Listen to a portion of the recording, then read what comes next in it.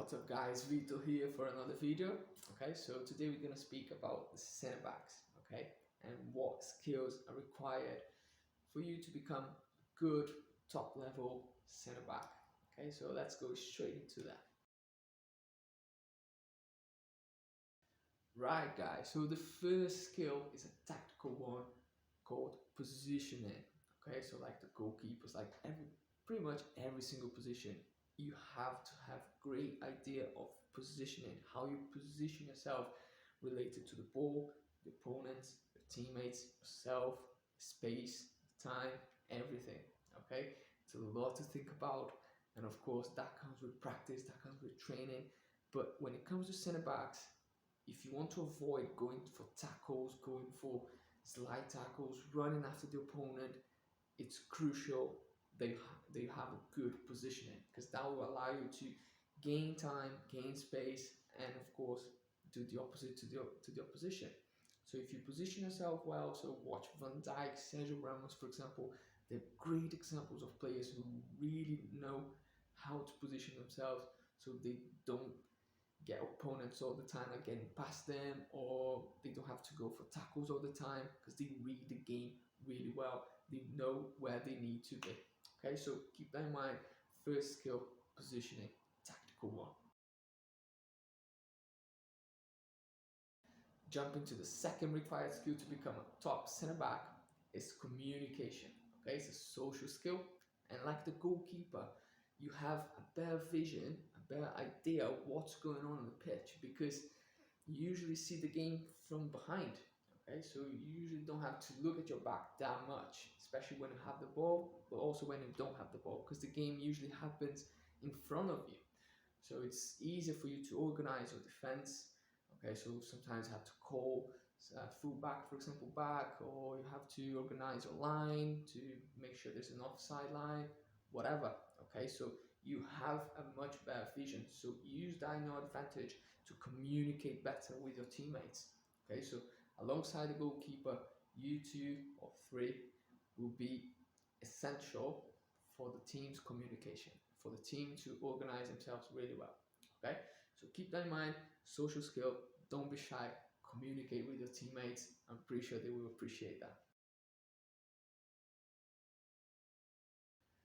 Third skill, guys, play from the back. Okay, so we all know that like 15, 20 years ago, the centre backs were just required to just kick the ball forward, and God knows what would happen after that, right? It was just simply about purely defending and not allowing the opposition to score a goal. That was their duty as a centre backs, okay? With few exceptions, of course. But I remember when I was a kid, I used to play in the back and I would just kick the ball. My coach would be super happy. And of course, we know that now it's completely different. We all know that for you to play in the back, you have to have sometimes the same kind of skill, like technical skill, and of course, reading of the game as a midfielder. So that's why we see a lot of midfielders now playing as centre backs, because that's what's required from them now. So if you want to enjoy football, you want to keep the ball. And to keep the ball, you have to have players that are good at keeping the ball in every position. Don't you agree? Yeah. So if you want to be a good centre back, make sure you look after the ball and you try to keep possession with your teammates. So keep an eye on that. Fourth skill, guys, desire. Okay, you might have heard another word for this, which is aggression, but I don't like that word that much, because sometimes it can mean something bad, yeah, something that violent. And so let's change that word and let's put desire to win the ball. And as a defender, you have to have that inside you. It should be something that motivates you, right? To win the ball back, to make sure they don't score a goal. And of course, you want to win that ball cleanly. You don't want to concede fouls, especially because as a centre back, you're probably going to be always positioned very close to a goal. So make sure you don't concede fouls and you have that desire to win cleanly. Okay, so like these guys, I know sometimes it looks hard, but they're winning the ball fairly. Okay, there's nothing wrong about it. It's part of football, contact and everything. And you as a defender, you're gonna suffer that a lot. You're gonna have like some very quick, very tall, very strong guys against you, and you're gonna have to deal with it. You have to still have the desire. So that's what needs to motivate you to win the ball back for your team and go back to the point before, build the ball, build the play from the back. Okay, so look after the ball, look after yourself, and win the ball cleanly. And let's recycle possession from you. Our fifth and our last skill in this list to become a top central defender is strength. So strength and balance, they kind of work together.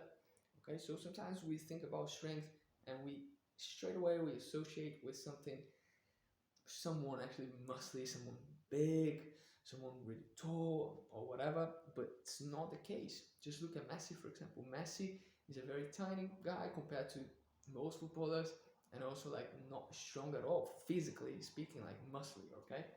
But he's a very strong and has an amazing balance, okay? Because he's changed the direction, so you can see how good his balance is. So he doesn't go to the ground so easily, because even though he goes against Sergio Ramos or Boateng for Bayern Munich, for example, he wins like most of the time, right? We all know how Messi is. And of course, he's just one example, but you can see many out there. So strength is to keep your balance, is to be able to be strong and win the ball fairly, or not losing the ball so easily, not going to the ground all the time, especially because you can be sometimes the last man. So if you lose that challenge, if you go to the ground so easily, you might leave your team exposed. So make sure you stay strong and win the ball fairly, and then we can build up from you again. I've given you my 5 top, okay, essential skills to become a great central defender. But now it's your turn to at least give me another 2. Okay, so let's say 2 skills that you judge important for you to become a great center back, like this guy here, like Virgil van Dijk. Okay, I'm gonna leave a video down below here as well about this guy, so you can make notes like mentally, if you want to write down, if you just want to observe, just see if those skills I mentioned they're there, or those skills that you're gonna mention they're there, or other skills that you even never thought about. It's like, oh look, this guy does that. Actually, I never thought about it. Okay, so watch his video. I'm pretty sure he's one of the best, if not the best central defender in the world. So you can learn a lot by just watching him, and of course other great defenders around the world. Okay, and hopefully you can become one of them. So just make sure you watch it, and the most important thing, make sure you train really hard and try to put all these things that you watch, that you see, that you sometimes even play in a video game, try to put that in practice. Okay, what you see, what you learn every day, just try to put that into practice when you go to training, and of course most importantly when you go to games. Okay, so I hope I have helped you, and I'll see you in the training.